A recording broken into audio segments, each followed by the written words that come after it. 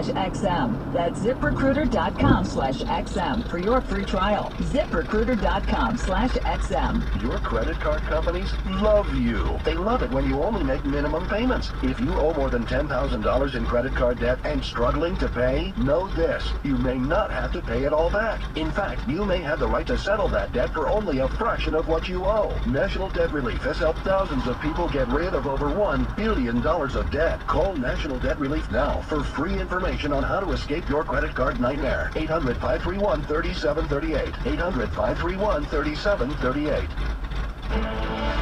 This is CNN Breaking News.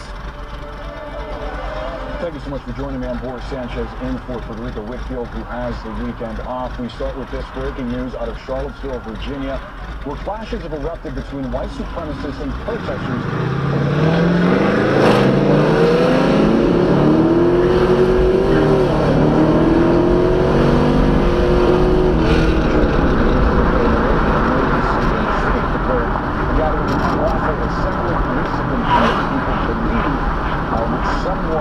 Success, but we have seen fights break out as people were there.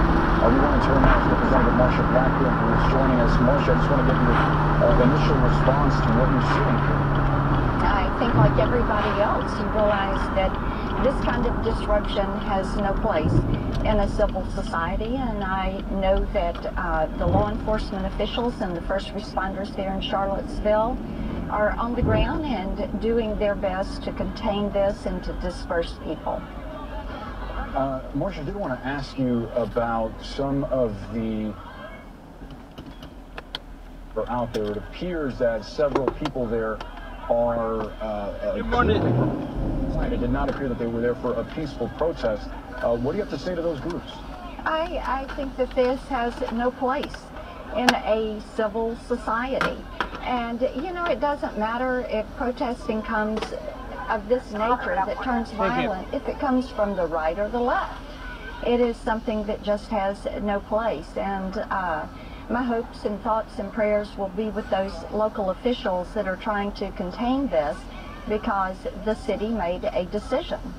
They've got the right to make the decision, and they have the right to move forward. Now, Marsha, we saw a march, a white nationalist march last night with tiki torches. More than 1,000 law enforcement and first responders were put in place to respond to this. We knew something was coming, but we haven't heard from the president on this. Do you think it's time that he put out a tweet or some kind of statement condemning this violence? Yeah, you know, I have not talked with the president or his team. I would think that he is probably monitoring some of this. I do think that he is also monitoring very closely what is happening in North Korea and the concerns. Thank you.